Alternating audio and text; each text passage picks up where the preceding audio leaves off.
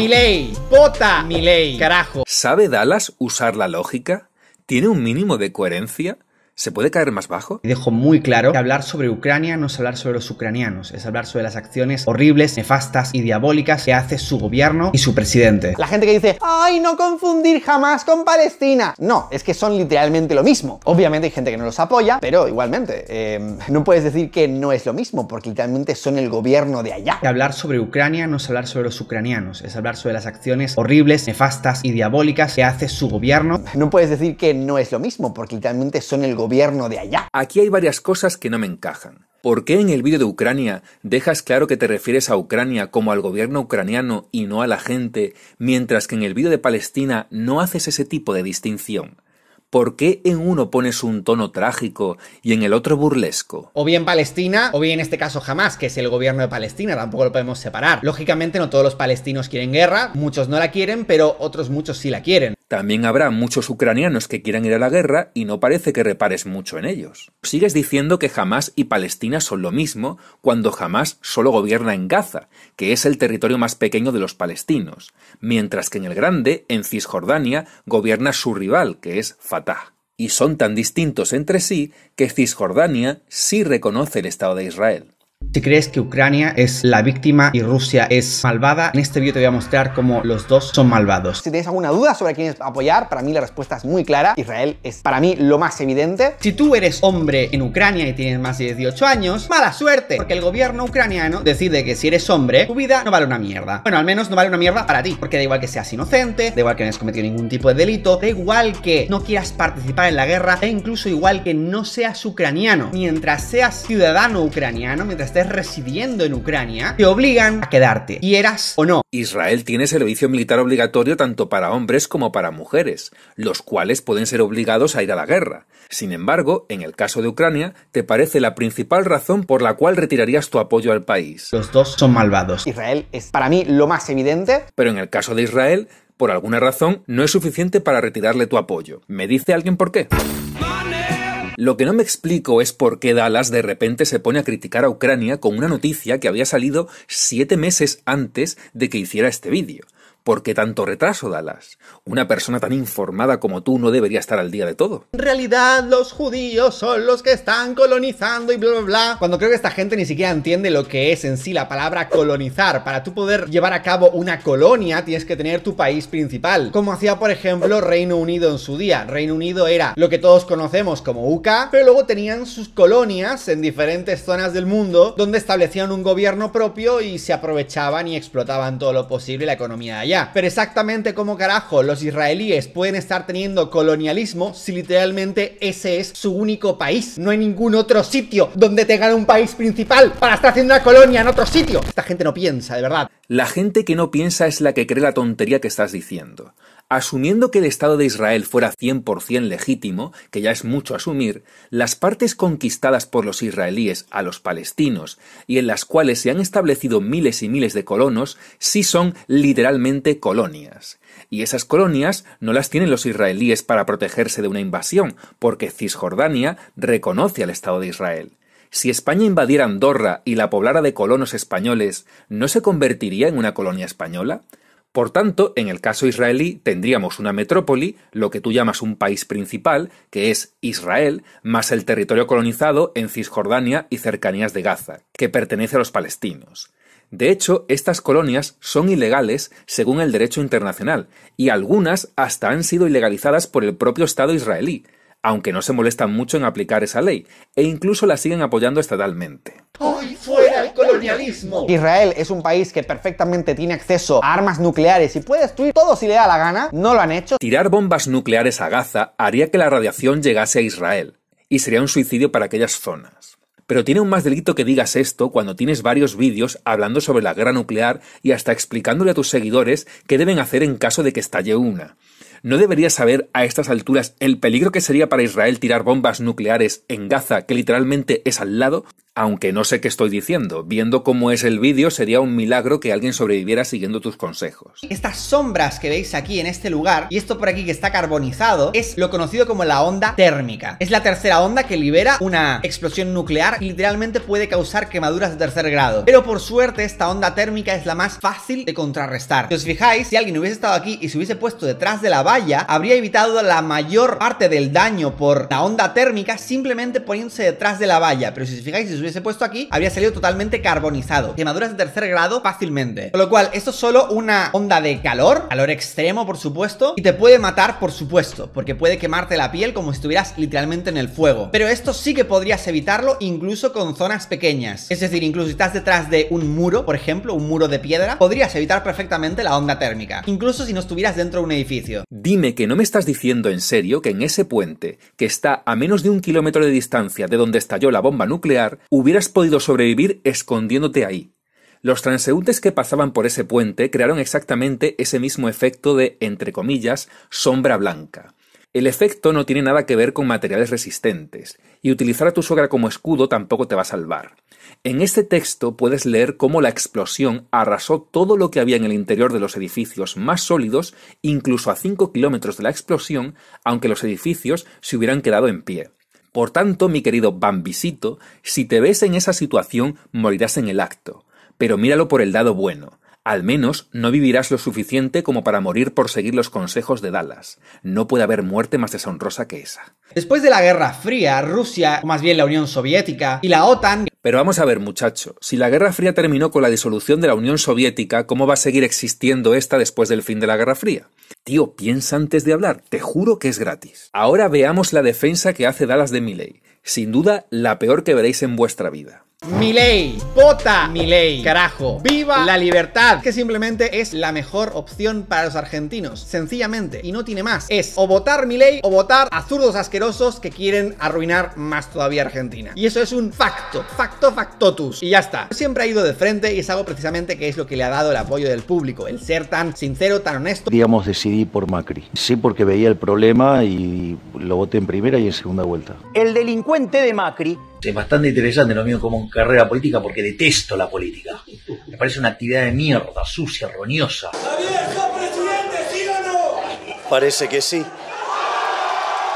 A diferencia de los dinosaurios políticos ladrones asquerosos, que espero sinceramente que pronto los destruya absolutamente todos y se cargue a todas las basuras del gobierno que hay. En el nuevo gobierno de Javier Milei podemos encontrar personajes contra los que el propio Milei estuvo cargando durante años y años y a los que llegó a calificar como lo peor de la casta. Lo echaron para justificar a los ineptos de Marcos Peña, de Duhovne y de Caputo, porque fíjate que los responsables del 28D, que son todo este desastre que estás viendo hoy en la economía, a eso lo premiaron. Lo que quería hacer Caputo era utilizar las reservas para tener más grado de libertad en hacer la política monetaria. ¿Y sabes lo que le dijo el Fondo Monetario Internacional? No te voy a poner guita adentro del Banco Central para patinarte una aventura electoral. Que no hay mayor experto financiero en Argentina que Caputo, Luis Toto Caputo. Entonces, es el ideal para desarmar ese problema. Si piensas que hay una mejor opción que él, es que eres tonto. Ya lo veis, Caputo es ni más ni menos que su ministro de Economía. Espero sinceramente que pronto los destruya absolutamente todos y se cargue a todas las basuras del gobierno que hay, los chiringuitos y basuras que se dedican a robar dinero a los ciudadanos a través de los impuestos, que se dedican a poner injustificadamente, pues él se ha sabido distanciar de eso. Por un aumento provisorio del impuesto país a las importaciones y a las retenciones de las exportaciones no agropecuarias. Que Javier Milei al final sí que va a subir impuestos, pero ¿qué está ocurriendo? Jamás voy a subir los impuestos.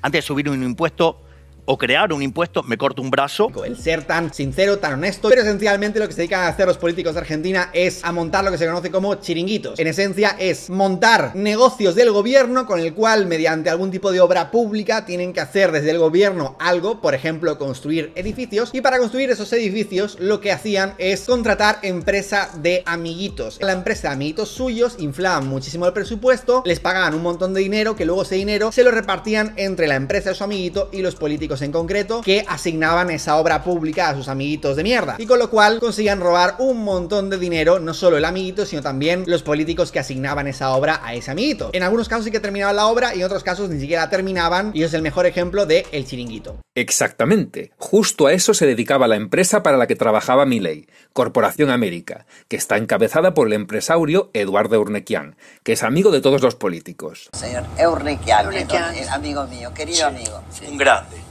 Un verdadero empresario. Os voy a dejar con algunos de los clips que me parecen tal vez mejores de él y que definen lo buen orador que es, y algunas cosas maravillosas que me parecen de él, para que veáis que el tipo realmente está muy bien. Ministerio de Ambiente y Desarrollo Sostenible, afuera. Ministerio de las Mujeres y Género y Diversidad, afuera. Ministerio de Obras Públicas, afuera. Aunque te resistas. Suponete lo siguiente. Supongamos que nosotros vivimos en una comunidad y hay un lago y enfrente hay otra comunidad. Y descubrimos que para hacer intercambios comerciales y vamos a vivir mejor, todos sí que podemos hacer un puente. Entonces nos ponemos de acuerdo y todos juntos hacemos una administración y hacemos un puente. Y aparece el puente y digamos que resolvimos el problema. Ok, ¿qué es lo que pasa cuando eso lo hace el sector público? ¿Sabes lo que hace? Después crea el Ministerio del Puente. Es decir, y como entonces después no hay donde hacer tantos puentes, entonces inventa lagos para hacer puentes. Entonces crea el Ministerio de Hacer Lagos. O sea, es así. Esa es la lógica del Estado. Digamos, o sea, lo que hay que entender es que el Estado no es la solución. El Estado es la base de todos los problemas que tenemos. Y en realidad, digamos, la única política buena que podría hacer un gobierno es ir contra el Estado, achicar al Estado. Claro, por supuesto. ¿Qué país no tiene un Ministerio de Lagos y Puentes? El ejemplo que se le ocurre para criticar al Estado ni siquiera es real. Pero seguro que la gente se pondría de acuerdo para construir todo un puente. Ni mi comunidad de vecinos se pone de acuerdo para muchas cosas como para que dos pueblos se pongan de acuerdo para unirse con un puente. Yo hago una pregunta. Si esto se arreglara tan fácil poniendo el salario en 100.000 pesos y se terminan todos los problemas, ¿por qué tiene que ser de 100.000 pesos? ¿Por qué no sería de $1.000.000? Y digamos, seríamos todos ricos. Oye, si el límite de velocidad de 120 km por hora en las autovías salva vidas, ¿por qué no las limitamos a 50 km y así salvamos más vidas? Literalmente así suenas. No es que el pobre está envidioso del pobre no tiene para comer. Claro. Pero pero la pregunta es esta. Supongamos lo siguiente, si vos no tuvieras para comer, sí, ¿eso te habilita a robarle a otra persona para comer? No. No. Bien. Bueno, okay. más o menos. Entonces, no. Más o menos, entonces, no, pero Javier, más o menos porque existe el robo famélico. Vos no podés justificar el robo.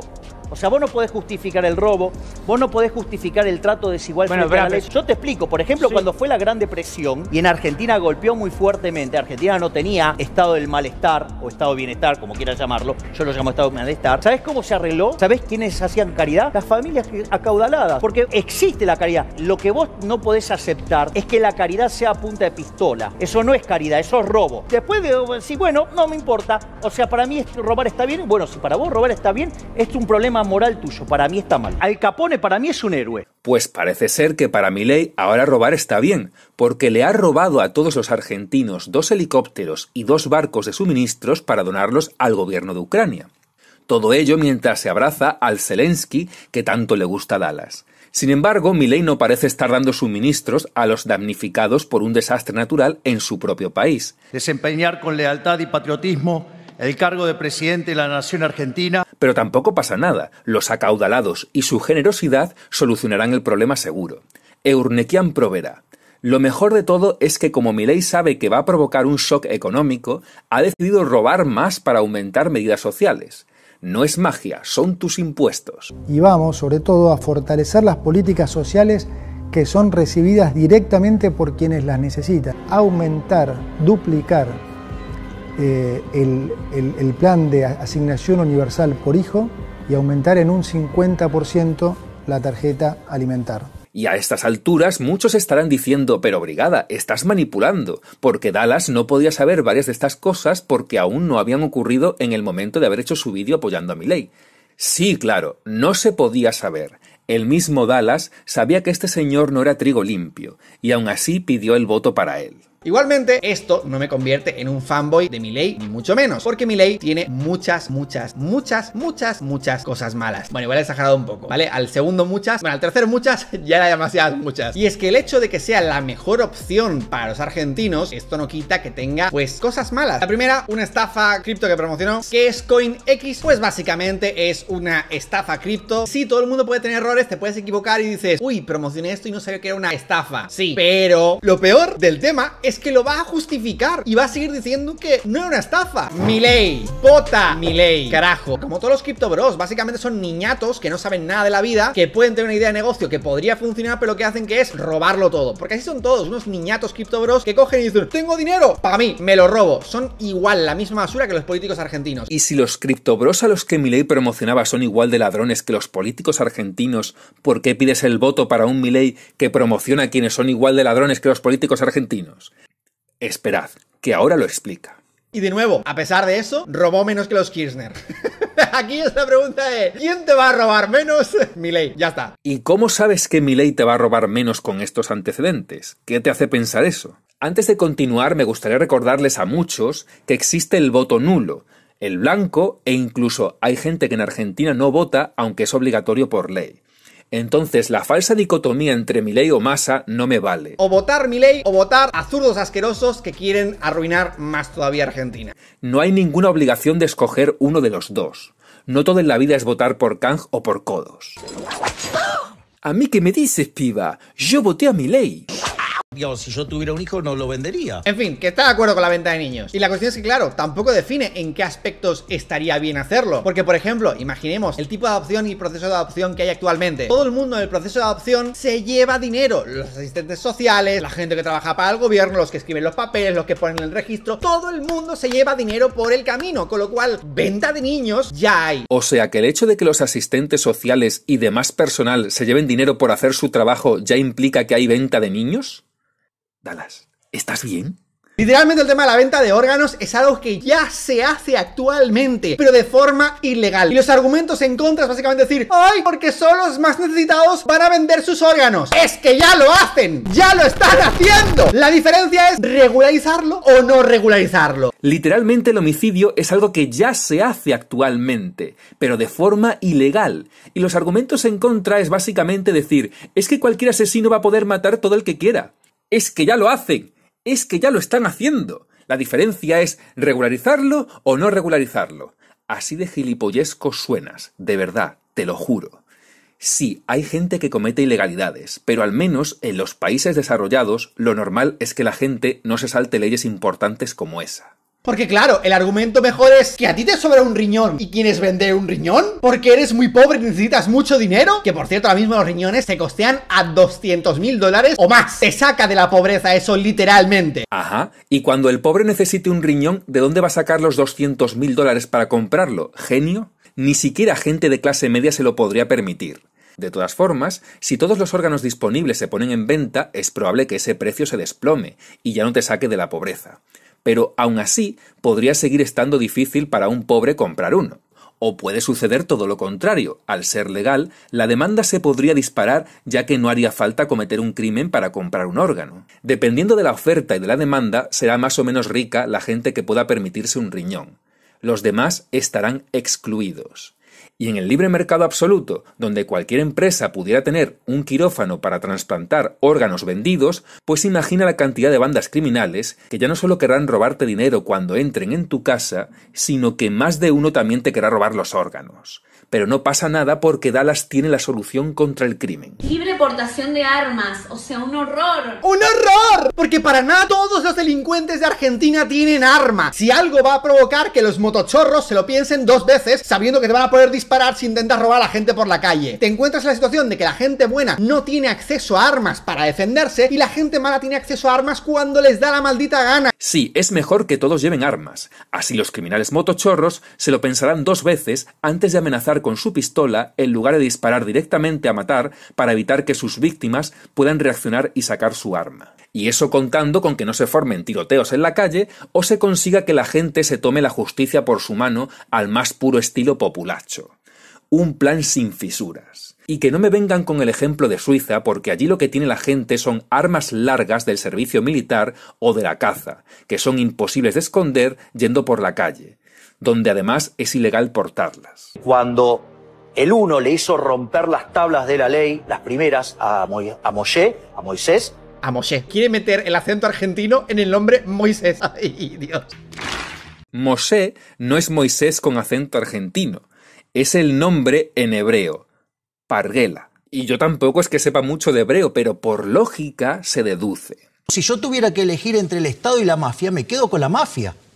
Porque la mafia tiene códigos, la mafia cumple, la mafia no miente y sobre todas las cosas, la mafia compite. Milei, vota Milei, carajo. Es todo un sinsentido absurdo que no tiene ningún tipo de coherencia. No olvides que estas cosas solo te las voy a contar aquí, nadie más te las va a contar. Toda la prensa quiere manipularte o ponerte dentro de su tontería. Nadie hace este tipo de recopilaciones, nadie te cuenta la verdad como te la contamos aquí. Así que la próxima vez que vayas por ahí y hables de esto, no olvides dónde lo aprendiste. Tranquilo, algo así no se me olvidará jamás, te lo aseguro. Are you serious?